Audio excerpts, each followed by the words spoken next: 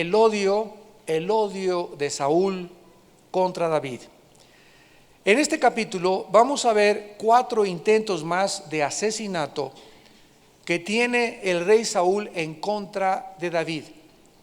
Vamos a ver también que se cumple lo que Dios dice: yo soy tu escudo y tu fortaleza.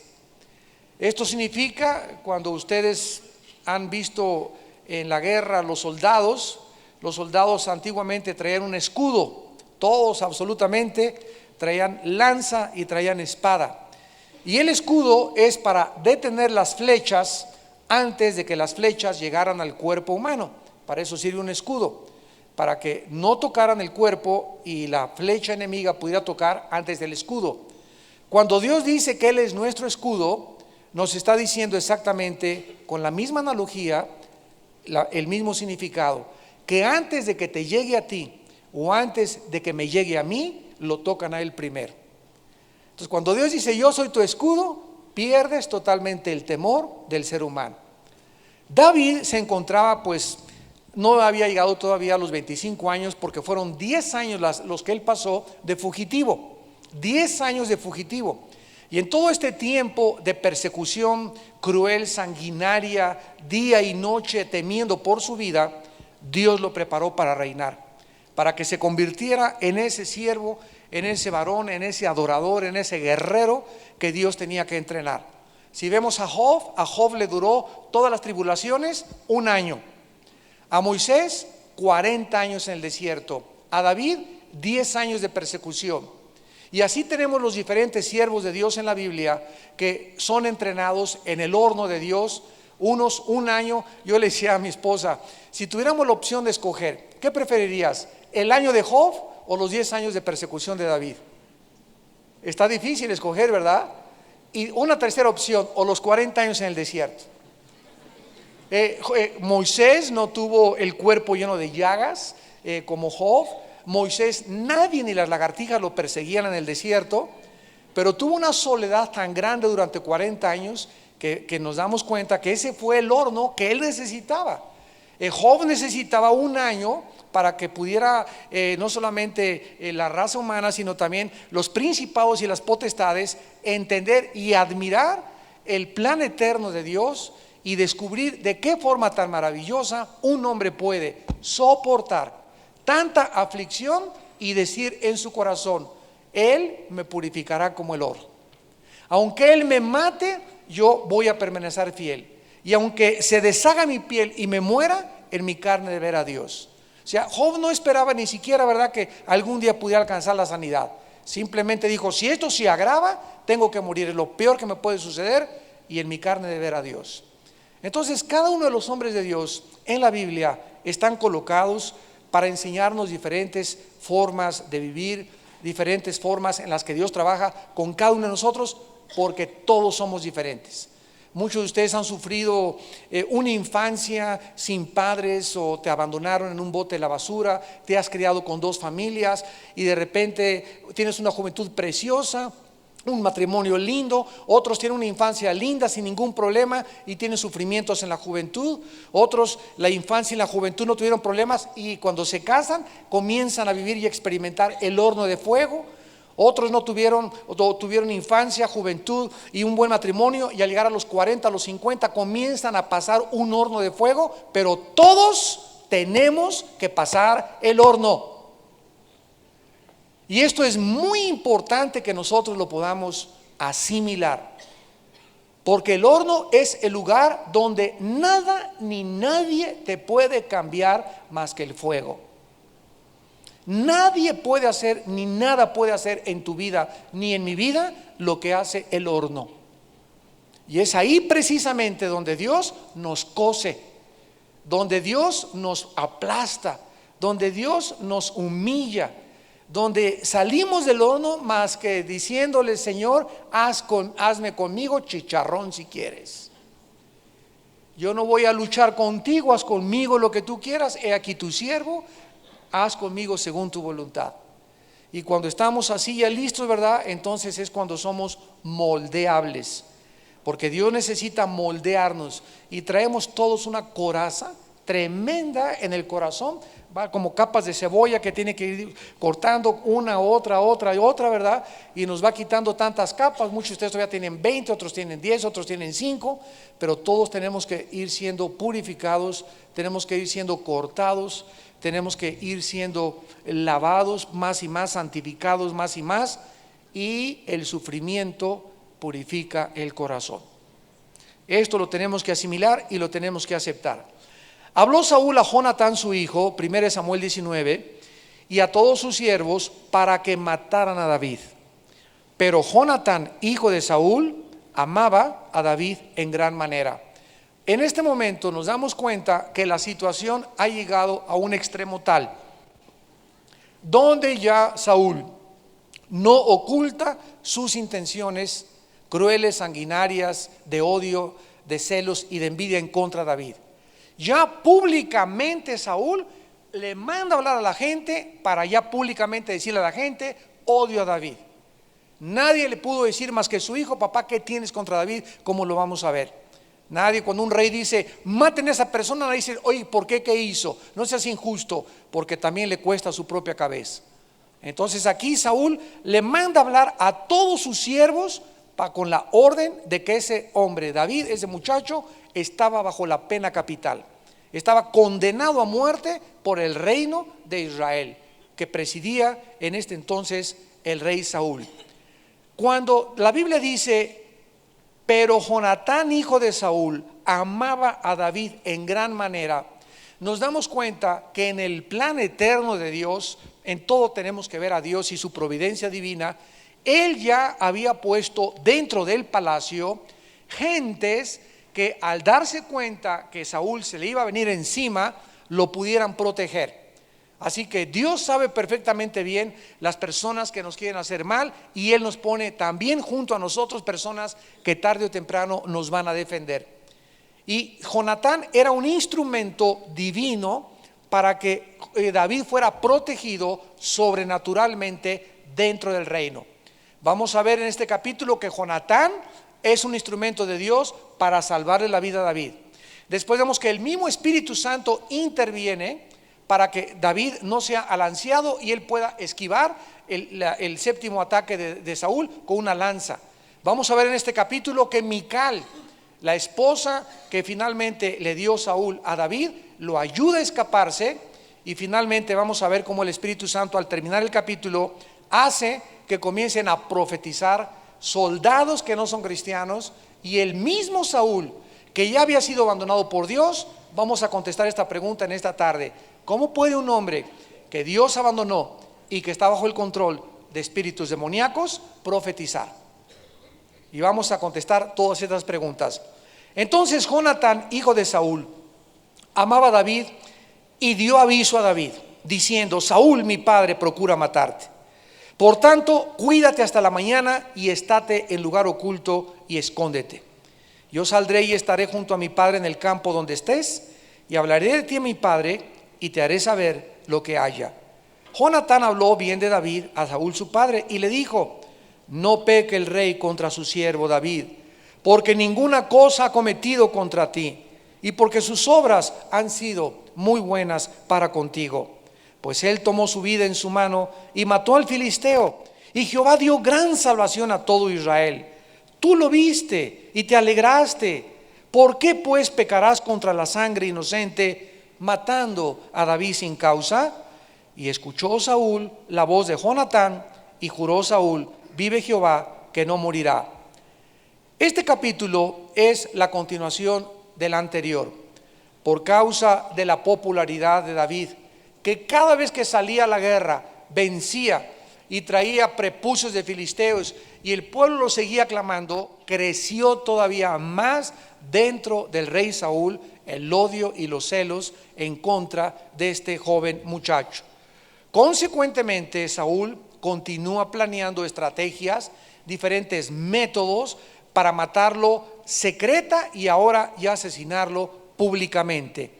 Ya estaba Saúl llevado por una insanidad mental total y completa, atormentado por demonios, con manifestaciones de un odio cada vez más profundo contra la persona de David, en una paranoia podríamos decir, de celos por el éxito de la popularidad, que veía que ese hombre era una amenaza para su reino tarde o temprano. Los celos, la envidia, la paranoia, la insanidad de Saúl se contrasta tremendamente por el amor fraternal que tenía su hijo Jonatán con David.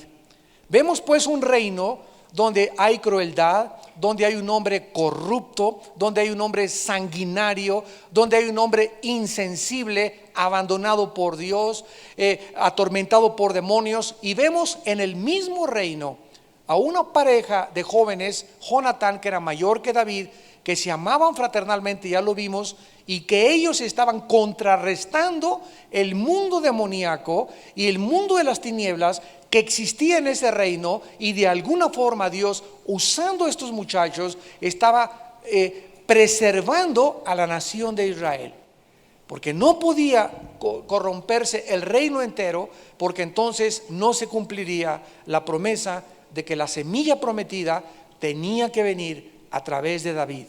David era el hombre que había escogido para que a través de él también corriera la semilla prometida. Todos los intentos de Saúl han fracasado hasta este momento. En el versículo 1 al 7 que acabamos de leer, es el quinto intento de asesinato. Es la quinta vez que Saúl lo quiere matar. Saúl ya había actuado maliciosamente, y la última conferencia llegamos a una conclusión. Cuando Dios abandona a un ser humano, es porque ese ser humano ya nunca se va a arrepentir. Si ustedes recuerdan en el Evangelio de Juan capítulo 3, que dice: y esta es la condenación, que la luz vino al mundo y los hombres amaron más las tinieblas que la luz. El que no cree, y ahí está el secreto, ya ha sido condenado. O sea, está en tiempo pasado. O sea, hay personas que ya están condenadas. Yo no sé cuántos aquí, ojalá que no haya muchos, ni muchos que nos ven en la televisión, pero de acuerdo a la Biblia hay personas que siguen vivas en el plan eterno y en los misterios de Dios, pero que son personas que solo Dios conoce, que aunque les traigas aquí al predicador, y aunque vean un ángel en la noche que le jala los pies, aunque se les aparezca Juan Diego a las 1 de la mañana, no importa lo que pueda suceder, esas personas no se van a arrepentir. Han llegado al punto del no regreso, como lo leímos hace algún tiempo en la vida de Saúl. Vean ustedes en el libro de Proverbios estas verdades, capítulo 1.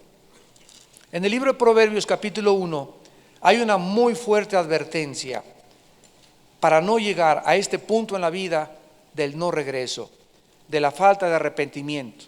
Es el momento cuando el corazón se ha endurecido de tal manera, se ha endurecido tanto contra Dios, que vuelvo a repetir, ni una visión, ni un milagro, ni un mensaje, ya no hay nada que se pueda hacer contra la vida de esa persona. Nosotros no sabemos, gracias a Dios, quiénes han llegado a este punto, si es tu hermano, tu hermana, tu hijo, tu hija, mi hijo, parientes, amistades, no lo sabemos. Nosotros debemos seguir intercediendo por aquellas personas que Dios nos pone en el corazón, pero hay personas, repito, muy cerca de todos nosotros que ya no se van a arrepentir jamás. Dice en Proverbios capítulo 1 versículo 24, y nos explica el proceso de este endurecimiento. Versículo 24, Proverbios capítulo 1: por cuanto llamé y no quisiste oír. Vean ustedes cuándo comienza esto. ¿Cuándo comienza a endurecerse el corazón? Cuando oímos la voz de Dios y no hacemos caso. De ahí la exhortación en el Nuevo Testamento: cuando oiga su voz, no endurezcáis vuestros corazones. He aquí, hoy es el día aceptable, hoy es el día de la salvación. En esta tarde Dios te está hablando a ti, a nuestro auditorio a través de la televisión, de diferentes formas. Y todos nosotros, al oír la voz del Señor, todos nos ponemos un saco. El saco que se ponga ese hermano no le queda a otra hermana, y el saco que te vas a poner toda esta noche cuando oigas la palabra de Dios no le queda al otro. Pero todos tenemos puntos que Dios pone el dedo en nuestra llaga a través de la predicación. Y cuando sentimos que eso es para nosotros, es cuando comenzamos a hacer así en la silla. Cuando comenzamos a sentirnos incómodos. Cuando comenzamos a decir, no, es que no puede ser. O tratamos de bloquear eso y no aceptarlo. Y el Espíritu Santo no puede contender para siempre contra nosotros. Pero cuando Dios está hablando y te está mostrando algún área de tu vida o de mi vida en la que necesitamos cambiar inmediatamente y no lo hacemos, nos endurecemos. El corazón se comienza a poner como un callo donde hay insensibilidad espiritual. Llamé y no quisiste oír. Y luego dice, extendí mi mano y no hubo quien atendiera. Dios no solamente nos habla, sino que envía a nuestras vidas gentes que tiendan su mano y que nos ayuden.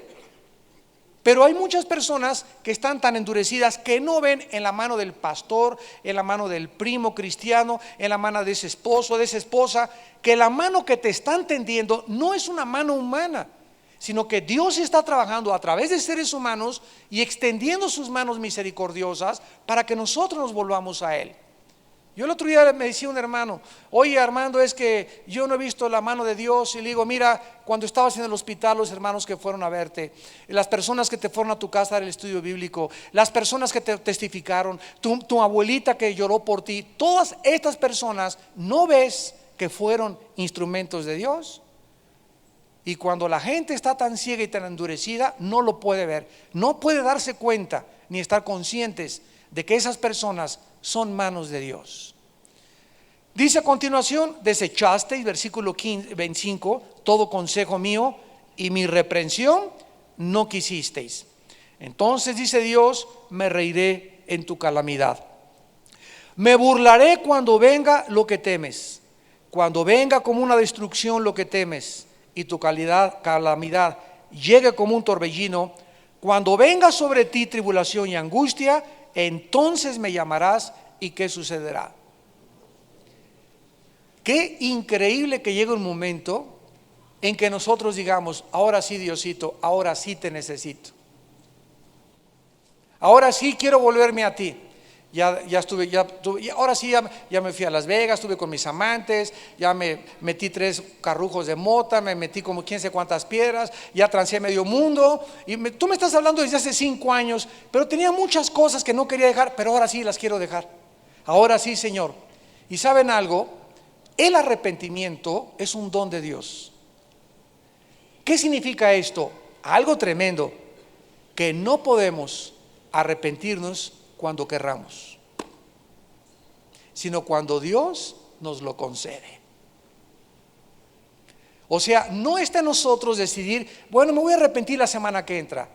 Tal vez dentro de 2 años, cuando acabe estos negocios y me salga del cártel de Tijuana, entonces ya voy a pensar en las cosas de Dios. O ahorita ando con una chavita, ¿verdad? Que está mucho mejor que mi esposa, y en 15 días me dijo que ya se iba a su tierra y a lo mejor regreso a la iglesia en 15 días. ¿Sabes algo? Que Dios sabe precisamente eso, y como Dios sabe cómo es el corazón, Él no concede caprichos. Por eso dice, cuando oiga su voz. Cuando oiga su voz. Es precisamente cuando nos está hablando a través de la palabra, cuando Dios está, aquí está ahorita el don del arrepentimiento para todos los que nos escuchan en este momento, y en este momento se arrepienten. En este momento es cuando Dios te habla. En este momento, en esta tarde, es cuando tú tienes que arrepentirte de tus pecados. No salgas en esta tarde y lo voy a pensar hoy en la noche. Lo tienes que hacer en el momento que Dios te habla. ¿Por qué? Porque es Dios el que concede el don del arrepentimiento. No es cuando nosotros lo decidamos. Y dice a continuación que va a venir sobre tu vida tribulación, problemas, y lo vas a llamar y Dios no te va a responder. Lo vas a buscar hasta de mañana y no lo vas a encontrar. ¿Por qué? Porque aborreciste la sabiduría y no escogiste su temor. No quisiste su consejo, menospreciaste sus reprensiones. Comerás el fruto de tu camino y serás hastiado de tus propios consejos. Porque el desvío de los ignorantes los matará y la prosperidad de los necios los echará a perder. Mas el que me oyere habitará confiadamente y vivirá tranquilo sin temor del mal. Dice la Biblia que las personas que se desvían se desvían por ignorancia. Pero es una ignorancia deliberada. O sea, hay personas que dicen: yo no quiero saber más de Dios, no quiero saber más de la Biblia, no quiero saber más de tus consejos. Estás escogiendo ignorar. Y esta ignorancia, que es el medio para que tú fueras libre, porque el día que conozcas la verdad, dijo Jesús, la verdad romperá nuestras cadenas. Pero hay gente que dice: no, prefiero mis tinieblas y mi oscuridad. Esa ignorancia que estás escogiendo para que te haga libre es la ignorancia que te llevará a la destrucción, porque mi pueblo pereció por no tener conocimiento. Y dice la Biblia que la prosperidad de los necios los echará a perder. Tal vez vas a prosperar en la vida, tal vez vas a llegar a ser Miss Universo, Mister Universo, presidente de esa compañía. Vas a llegar a lo que tú quisiste siempre: ser diputado, ser senador, ser gobernador, tener un puesto bastante elevado, ser presidente de alguna nación. Pero ¿de qué te sirvió ganar el mundo si perdiste tu alma? Regresamos con Saúl y vemos que esto fue precisamente lo que le sucedió a Saúl, abandonado por Dios. Vamos a ver cómo al final de su vida, cuando terminemos estos libros de Samuel, llegó al grado de ir a consultar a una bruja, a la bruja de Endor. O sea, ya las personas que son abandonadas por Dios, ya no les interesa ir a Catemaco, Veracruz, a que les echen las cartas. Tal vez Walter Mercado me ayude, o su novia que sale ya en la televisión, una que está igual que él, o aquí al Teposteco a buscar algunas personas. Pero como estamos buscando continuamente algo, palabra, yo quiero saber cómo me va a ir, yo quiero saber dentro de 3 meses qué va a pasar conmigo, yo quiero saber el destino, y no buscamos esto en la palabra de Dios, somos engañados por demonios, a la luz y al testimonio. Y si no, es porque no te ha amanecido, dijo el profeta Isaías. Dice el versículo 6 que Saúl escuchó la voz de Jonatán y le hacen juramento que David no iba a morir. Ya un hombre como estos ya no puede cumplir ningún juramento. Y llamó Jonatán a David, versículo 7. Le declaró las palabras y él mismo trajo a David a Saúl y estuvo delante de él como antes. Después hubo otra guerra y solo salió David, peleó contra los filisteos y los hirió con gran estrago y huyeron delante de él. Y aquí sucede algo tremendo. Y el espíritu malo de parte del diablo. ¿Así dice en tu Biblia? No, ¿verdad? Si dice eso, la de los mormones. La Biblia dice: de parte de Jehová, inspirada por Dios, de parte de Jehová vino sobre Saúl. Y estando sentado en su casa, tenía una lanza a la mano mientras estaba tocando. Vemos que un espíritu de parte de Dios entra a Saúl. Pregunta: ¿no sabía Dios que ese espíritu iba a guiar a Saúl a tratar de matar a David, su siervo? Entonces, ¿por qué se lo mandó? Y estas preguntas son las que nos hacen profundizar y recordar algo importante. Cuando un científico no puede entender a través de la observación o de la experimentación algo, un científico verdadero, con corazón de científico, no deja eso en la mera experimentación. Y no, ya no va a experimentar.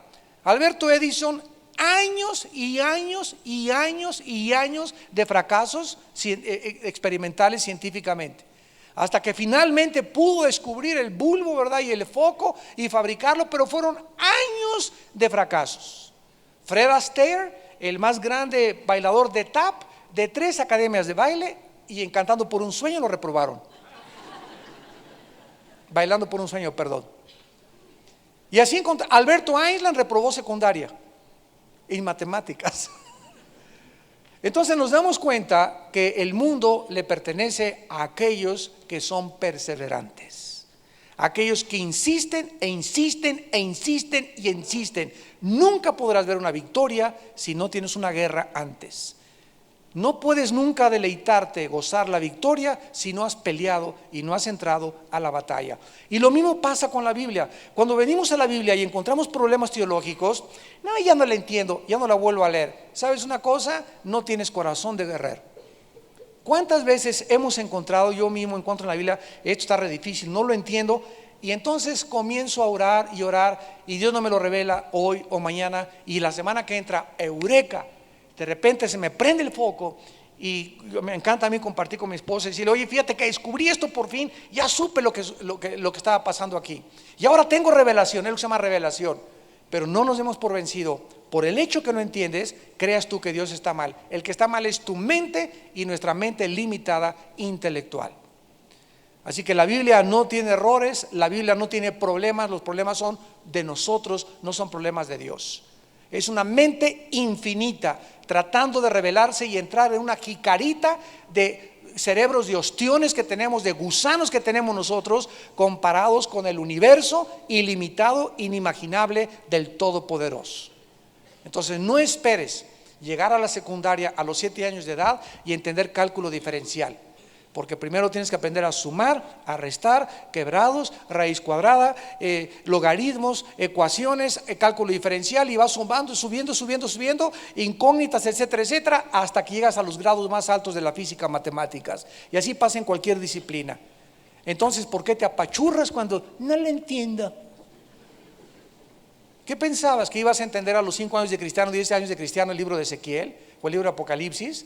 Por eso vienes a Ezequiel y no, estos son ovnis, son marcianos. Y la gente que no entiende corrompe por su falta de perseverancia. Los indoctos e inconstantes, dice 2 de Pedro 3, 16 al 18, corrompen la palabra de Dios. Se necesita estudio profundo. Muy bien, ¿qué es lo que está pasando aquí en el versículo 9? Y aquí está pasando ni más ni menos algo tremendo. Los demonios, para que podamos entenderlo, yo hasta hoy en la mañana lo entendí. Los demonios agravan la condición del ser humano después que una persona ha insistido en su desobediencia. Voy a tratar de explicar esta definición. Cuando una persona insiste en seguir fumando, cuando una persona insiste en seguir viendo pornografía, cuando una persona insiste en seguirse metiendo coca, cuando una persona sigue insistiendo en verle las piernas a la secretaria cuando está casado, cuando insistimos en algo donde ya Dios nos habló, deja eso, y nosotros queremos seguir insistiendo en eso, es hasta ese momento cuando los demonios hacen su labor, con el permiso de Dios. Entonces no le echemos la culpa nunca al diablo. Por el diablo cometí adulterio, por el diablo me emborraché, por el diablo hice estas cosas. Los demonios no entran a nuestra vida hasta que les abrimos abierta y deliberadamente y generosamente la puerta de nuestro corazón. Entonces los demonios entran y solamente agravan tu situación para que se convierta la pornografía en una obsesión y en una adicción que no puedas tú darte cuenta que te está aprisionando. Para que el alcohol se convierta en eso, para que el sexo se convierta en eso, para que la comida se convierta en gula, para que cualquier cosa que nosotros abusamos, los demonios hacen la labor de darnos la puntilla. Aquí Saúl, ya sabemos, ¿verdad?, que insistió en su rebelión, y es la razón por la cual los demonios tenían entrada y salida en su vida abiertamente. Y Dios permite estas influencias demoníacas para que nosotros conozcamos el odio del diablo contra nosotros. Dios dejó plasmada esta situación y este evento de que Él permite que un espíritu entre a la vida de Saúl para que nosotros, al leer este registro, nos demos cuenta que los demonios, al entrar a la vida de una persona, van a hacer que esa persona odie aún mucho más a los seres humanos. Por eso cualquier intento de odio, dice Primera de Juan, si tú odias a tu hermano, eres homicida. Jalar el gatillo es simplemente la consecuencia del odio de tu corazón. Cuando Caín le dijo a Abel, vámonos al campo, ahí Caín ya era asesino. Cuando lo mató, solamente consumó lo que días anterior él había ya planeado: matar y asesinar a su hermano. Jesús dijo: si tú ves a una persona y la odias, eres un asesino a los ojos de mi Padre. No necesitas jalar el gatillo para convertirte en un homicida a los ojos de Dios. El odio simplemente te hace un homicida.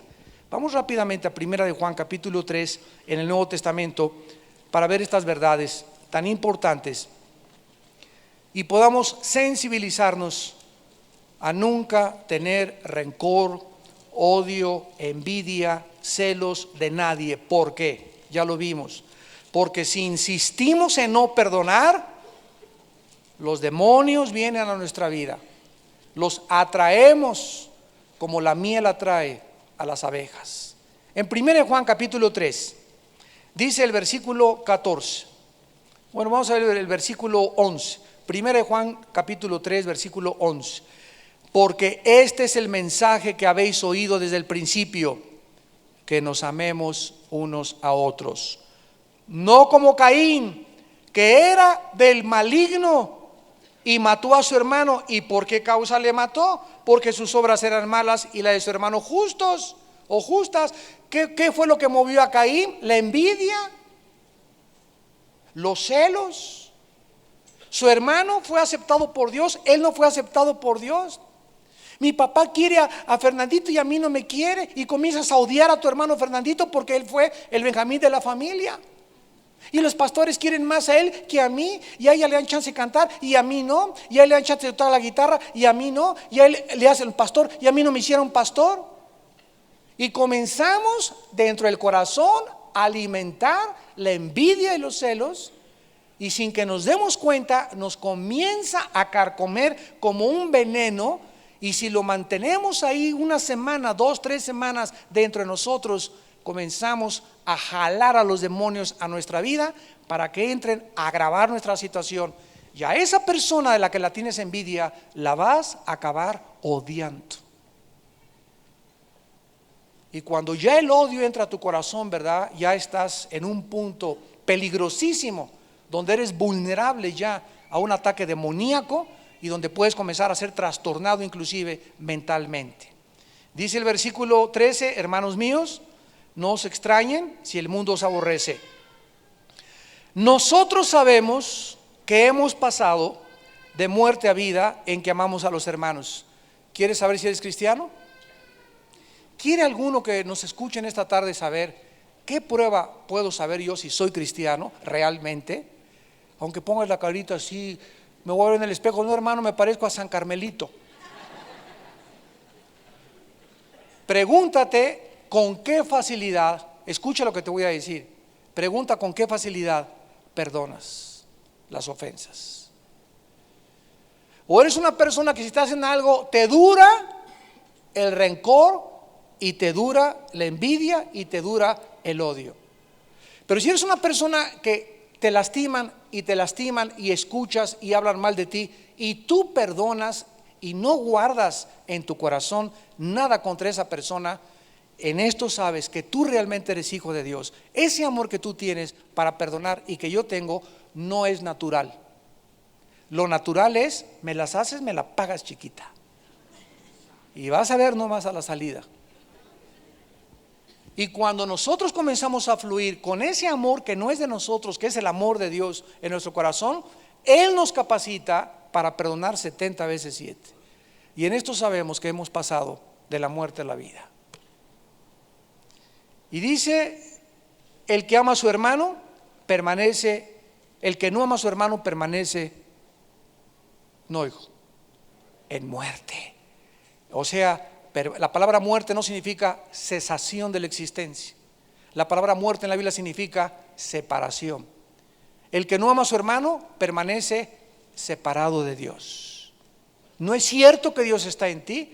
No es cierto que la gloria está en ti. No es cierto que Jesucristo está en ti. No es cierto, no es cierto, no es cierto. Mientras alguien tenga odio y rencor contra alguien, no es cierto que eres cristiano.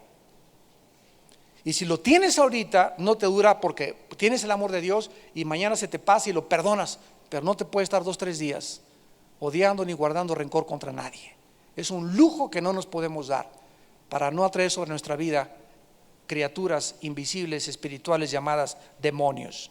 Todo aquel que aborrece a su hermano, versículo 15, es homicida. No necesitas otra vez jalar el gatillo para que Dios te califique como homicida. El odio nos hace homicidas. Y sabéis que ningún homicida tiene vida eterna permanente en él. Imposible que hayas pasado de muerte a vida si en tu corazón permanece el odio. Regresamos al primer libro de Samuel y nos damos cuenta entonces por qué permite Dios que se vengan sobre él, enviados por él, porque es un asunto judicial legal. Un juez no puede exonerar a nadie sin violar la Constitución o el Código Penal, porque sería un juez injusto. Dios no podría exonerar y decir, no, mire, no se metan a él ahorita. No, en el momento en que una persona llega a este límite, Satanás y sus demonios tienen un derecho legal en el tribunal cósmico de Dios para atacar a los seres humanos, y Dios no puede hacer nada, porque si lo hiciera, violaría la capacidad más grande y la cualidad más grande que nos ha dado, que es el libre albedrío, el poder tener decisión en nosotros y ser agentes morales, como Dios quiere que nosotros seamos responsables de las decisiones que hagamos. Toda decisión que hagas en tu vida y que yo haga tiene consecuencias. Toda decisión que tú hagas tiene consecuencias, y esas consecuencias tú tienes que saber que las vas a pagar. Un negocio mal hecho tiene consecuencias. Meterte con esa mujer, vas a tener consecuencias muy graves. Meterte con ese muchacho, vas a tener consecuencias, y tú tienes que ser responsable para decir, las acepto y tomo esta decisión sabiendo que voy a recoger las consecuencias. Y no le eche la culpa a nadie, porque eso es lo que se llama ser una persona madura. Una persona madura, ¿quién es? Una persona que acepta sus responsabilidades de sus decisiones. Y no digas, tú me obligaste, papá, y tú me aconsejaste esto, y el pastor me dijo que mi novia se parecía a Madonna, y luego hasta nosotros, ahora de manera que hasta nosotros tenemos la culpa. Dice la Biblia que el diablo en Juan 8:44 es el padre de mentira y nos odia y no hay verdad en él, y él es homicida desde el principio. Juan 8:44. Dios quiere que sepamos, amados santos de Dios, que está de por medio nuestra felicidad, nuestra paz, nuestra tranquilidad. Y todo es el que me oyere vivirá tranquilo sin temor del mal. Qué fácil es vivir en la vida tranquilo. ¿Por qué tenemos que ir en contra de Dios y sufrir las consecuencias? Ya de por sí hay mucho sufrimiento en nuestra vida y en las vidas de todos, para todavía traer más sufrimiento a nuestras vidas por nuestros pecados. Y que el sufrimiento que atravesamos todos nosotros no sea por nuestros pecados, sino sea, como dice 1 Pedro, más vale que suframos haciendo la voluntad de Dios, si Dios así lo quiere, que haciendo el mal. Cuando entramos en el horno estamos sufriendo, pero tenemos paz, porque sabemos que Dios está con nosotros dentro del horno. Pero cuando no tenemos a Dios con nosotros en el horno, no tenemos paz, porque Dios no está con nosotros. Y la irritabilidad, la intranquilidad, la confusión que hay en nuestra vida nos habla de que Dios no está con nosotros. Y tenemos que buscar a Dios con todo nuestro corazón y regresar a Él para que podamos vivir tranquilos sin temor de ninguna cosa en esta vida. Dice la Biblia en 1 Pedro 5:8, velad y orad porque el adversario, el diablo, anda como venadito. Bambi anda detrás de ustedes, mis chiquilines. Se le compara con un león rugiente, y cuando ruge el león está anunciando, y la selva entera conoce el rugido del león. Y cuando un conejito oye el rugido del león, y cuando un ciervo oye el rugido del león, se quedan paralizados del miedo. Y el diablo anda tratando de infundir temor a aquellas personas que viven lejos de Dios. Vuestro adversario, el diablo, anda buscando a quién hacerle rasguñitos. Eso dice, anda buscando a quién devorar. Yo le pregunté una vez a un teólogo, ¿qué podría usted definir con devorar? ¿Qué quiere decir eso? O sea, que el diablo anda buscando para comernos. Me dice, bueno, hermano, pues porque hay muchos cristianos, ¿verdad?, que creen que el diablo ya no nos hace nada. Y ahí dice que anda buscando comernos. Y comernos es deglutir, meterte por el esófago, la tráquea y meterte a su panza. O sea, el diablo anda buscando a quien inmovilizar, a quien frustrarle su vida, a quien echarla a perder su vida, a quien puede ponerle en su mente cuadros negros sin esperanza, a quien tratar de detener en la carrera para que no llegue a la meta. Y el antídoto es vivir de rodillas, velando y orando. Dice en Santiago 4:7, someteos a Dios y el diablo huirá de vosotros. La única forma de impedir que los demonios se vengan a nuestra vida es someternos, ponernos debajo de la autoridad divina. Dice Efesios 6 del 10 al 12, pónganse toda la armadura de Dios, porque no tenemos lucha contra sangre ni carne, sino contra criaturas invisibles, espirituales, de maldad, que no andan buscando lastimarnos, andan buscando matarnos. Él vino para matar, robar y destruir. Yo he venido para que tengan vida. El diablo, si se le mete a alguien y te lo cuchilea, el diablo, si se mete a tu vida, es para llevarnos al precipicio, para acabar con nuestro destino, para frustrar el programa de Dios, para abortar totalmente la misión que Dios nos ha dado a cada uno de nosotros, sus hijos. Y todo por la desobediencia, todo por no querer oír su palabra, todo por querer vivir y hacer nuestra propia voluntad. Y en eso Saúl pues manda a traer a todos sus siervos y los manda a casa de Mical. Versículo 11, 1 Samuel 19, en penúltimo lugar. Y entonces Mical pues le avisa a David, sabes que escápate porque mi papá viene por ti, tu suegro, y te va a matar. Y entonces él descuelga a Mical a David por una barda. David se escapa y pone en la cama de David una estatua con pelo de cabra. Y entonces los soldados llegan con Saúl. Oye, Saúl, nos dice Mical que está enfermo. Y Saúl dice, pues manden otro pelotón. Y va otro pelotón de soldados. Y entonces se dan cuenta que Mical los engañó, que puso una estatua con pelo de cabra y que no era David y que David se había escapado. Regresan los soldados, Saúl ya se volvió a escapar David, y Saúl dice, tráiganme a mi hija. A ver, Micalcita, ven para acá. ¿Por qué dejaste escapar a David? Y entonces Mical le dice en el versículo 17, ¿por qué me has engañado así?, le pregunta a Saúl, y has dejado escapar a mi enemigo. Y Mical respondió, porque él me dijo, déjame ir, si no yo te mataré. Vemos pues que Mical tiene que acudir a este pretexto, esta excusa de que se vio amenazada por David para que su mismo padre no la matara. Y entonces, versículo 18, huyó David y se vino a Samuel en Ramá. Fue a buscar al profeta, a buscar consejo, a buscar dirección, a decir, oye, ¿qué le pasa a este loco? ¿Qué he hecho yo? ¿De dónde viene este odio? Etcétera, etcétera. Todo lo que Saúl le había hecho con él. Él y Samuel se fueron y moraron en Nayot, y le fue dado aviso a Saúl diciendo, David está en Nayot en Ramá. Algún espía por ahí se dio cuenta a dónde iba David, que iba a casa del profeta, y le fueron a avisar inmediatamente al rey Saúl. Y miren lo que pase para terminar.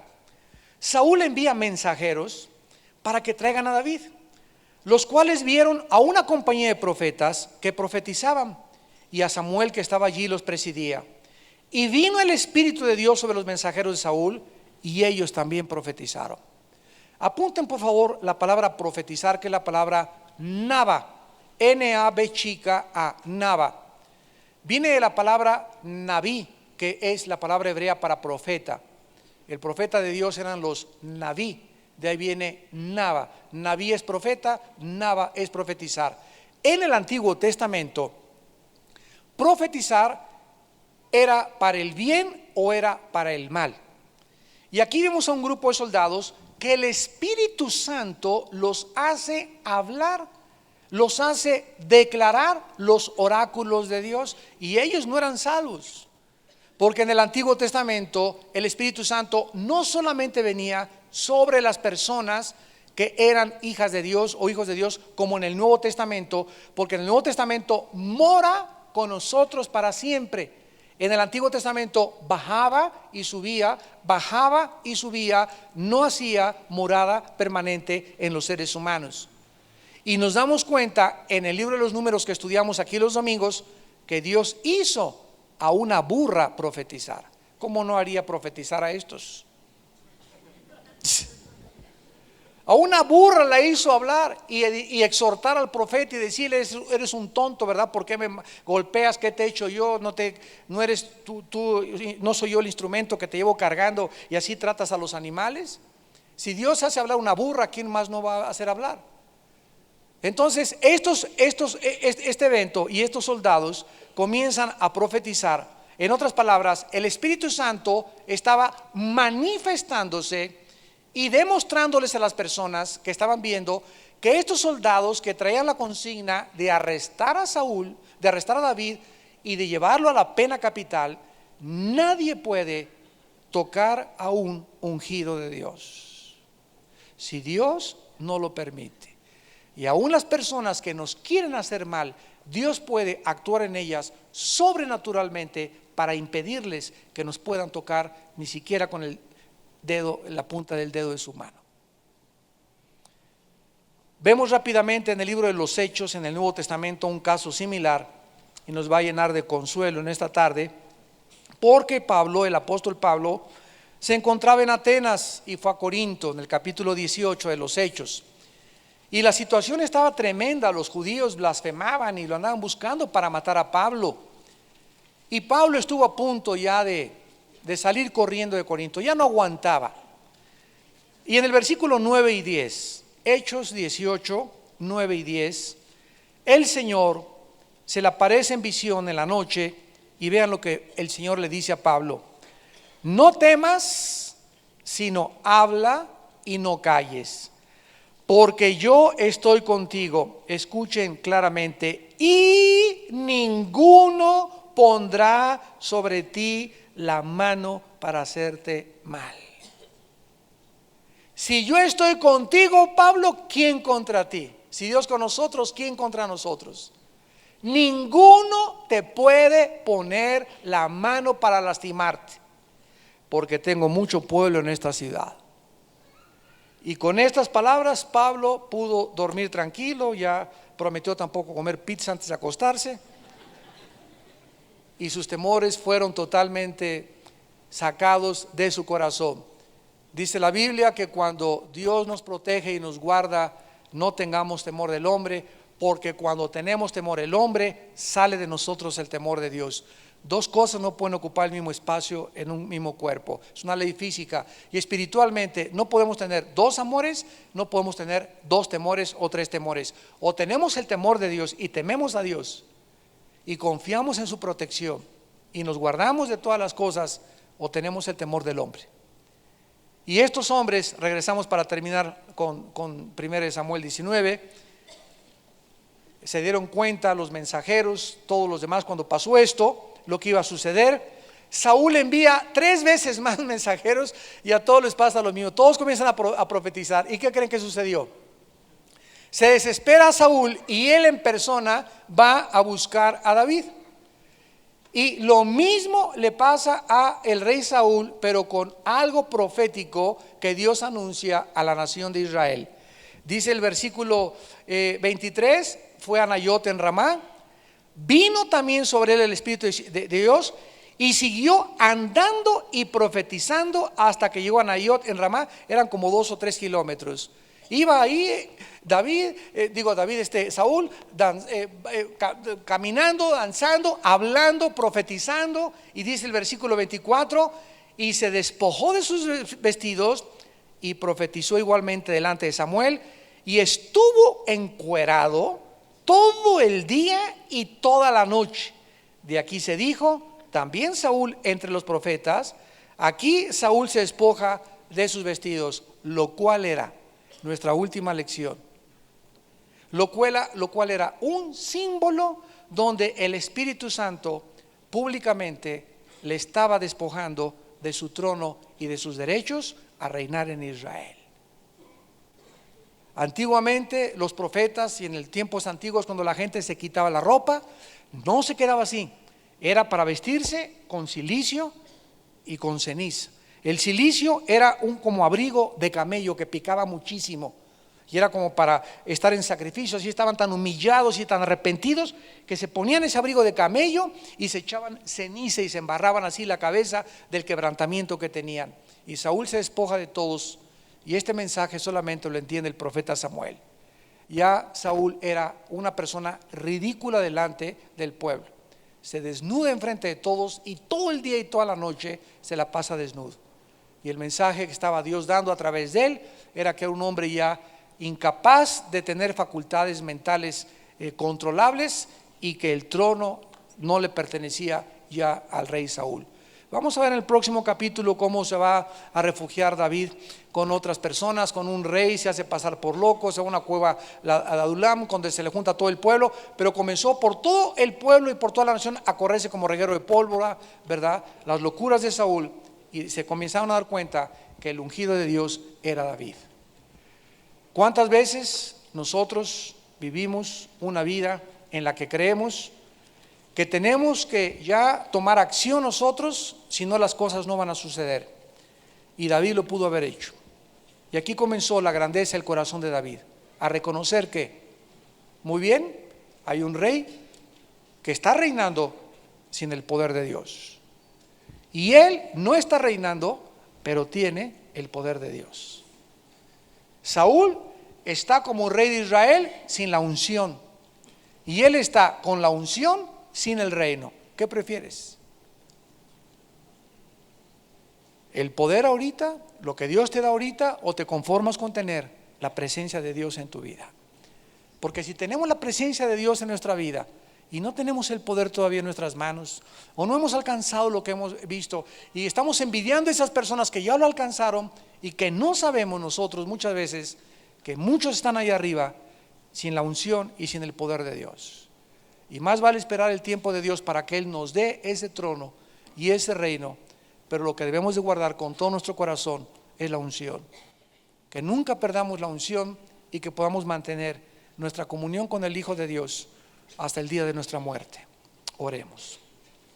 Señor, gracias te damos porque todos los ejemplos que nos das en la Biblia son para nuestra enseñanza, nuestra advertencia, nuestra exhortación, que debemos hacer caso de lo que estas personas, seres humanos iguales a nosotros, atravesaron, y lo que a ellos les sucedió nos puede también suceder a nosotros. Te damos gracias, Señor, por enseñarnos a apreciar y a valorizar la unción, porque es lo más maravilloso que podemos tener, porque nos basta tu presencia, nada más. Si tu presencia nos acompaña, como te dijo Moisés, no importa que tengamos un pueblo murmurador y latoso y chismes y persecución, porque tu presencia nos fortalecerá, nos dará ánimos, nos dará el valor de seguir enfrentando la vida. Tu presencia, Señor, hay gozo en ella, y es en tu presencia donde debemos de vivir todos los días de nuestra vida. Buscar tu rostro, porque buscar tu rostro es buscar tu favor, y a los que tú miras, los miras para favorecerlos y manifestar y llenarlos de tu gracia, para que podamos llegar al final de nuestra vida y correr con paciencia la carrera que tenemos delante.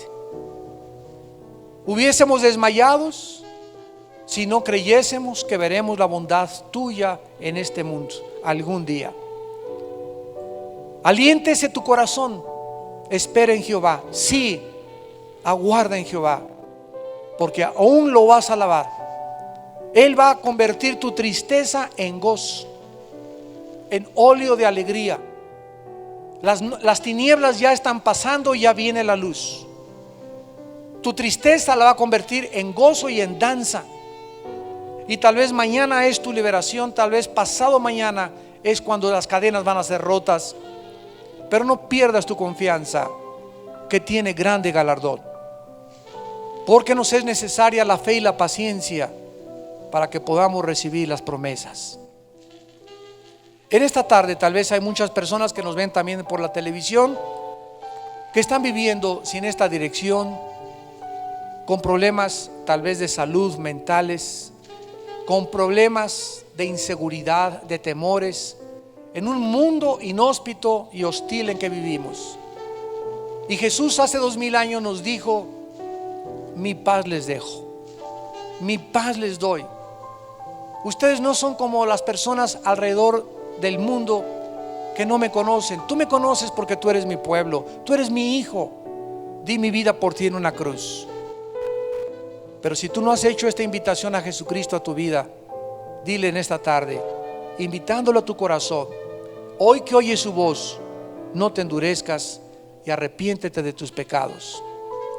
Si quieres invitar a Cristo en esta tarde, ahí desde tu lugar, dile estas palabras: Señor, en esta tarde que oigo tu voz y que he comprendido que si no respondo hoy, mañana voy a estar más endurecido.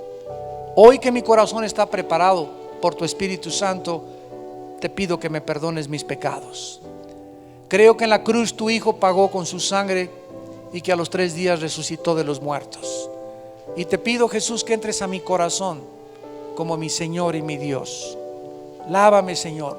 Saca de mi corazón rencores, odios, amarguras, celos, envidias. Quiero tener un corazón fresco y lindo como Jesucristo, noble, manso y humilde de corazón. Quiero servirte, Señor. Quiero entregarte mi vida. Quiero descansar en tus brazos en esta tarde y decirte que te amo y que siempre te amaré por lo que hiciste por mí en esa cruz. En el nombre de Jesús. Amén.